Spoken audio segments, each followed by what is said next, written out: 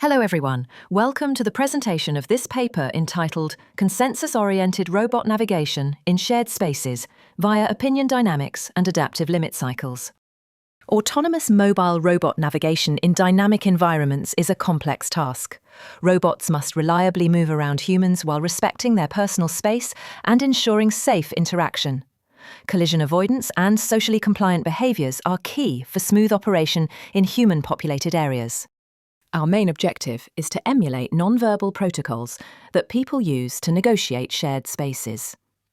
The robot should behave in a socially acceptable way, avoid obstacles smoothly, and make quick decisions about which direction to go. But how can we achieve navigation that is both socially aware and dynamically adaptable? One common solution uses potential fields, treating dynamic obstacles as repulsive forces. However, this leads to issues like local minima, jerky trajectories, and oscillatory behavior. By generating limit cycles around humans, movement becomes more structured. Circular limit cycles still produce abrupt motions and don't respect private space. Oval limit cycles improve this by reducing curvature and keeping a more respectful distance. But problems remain. There's no decision-making about the best passing side, and the oval shape doesn't adapt to how confident the robot is in its path. To solve this, we introduce nonlinear opinion dynamics. The robot observes social cues to decide which side to pass. When attention to the human crosses a critical threshold, the robot rapidly commits to a direction.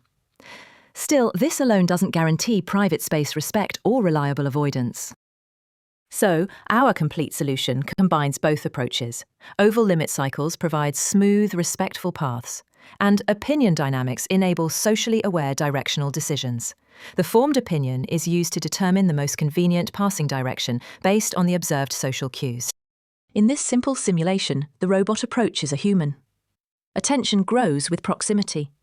When the threshold is crossed, the robot forms an opinion, in this case to go right, and enters a counterclockwise vortex field to safely circumnavigate the person.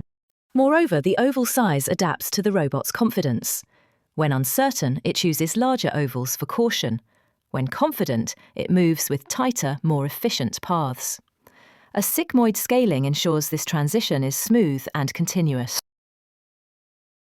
In real-world tests with an assistive robot, we demonstrate how the robot adapts its behavior based on human cooperation. When the human is cooperative, for example, clearly moving to the left or right, the robot interprets these social cues and chooses the appropriate vortex field to overtake smoothly and respectfully. In contrast, when the human is unaware or non-cooperative, the robot uses opinion dynamics to break the uncertainty. As soon as enough attention is detected, it quickly forms a strong opinion and commits to a passing direction. This avoids deadlock and ensures smooth, safe navigation, even in ambiguous situations. When dealing with groups of humans, the robot adjusts its strategy based on their spatial configuration. For closely spaced and aligned pedestrians, such as people walking side by side, the robot interprets them as a single unit. It forms a common opinion and navigates using a large oval centered on the group's midpoint, maintaining respectful distance and smooth motion. On the other hand, when individuals are more separated or moving independently, the robot handles them one by one.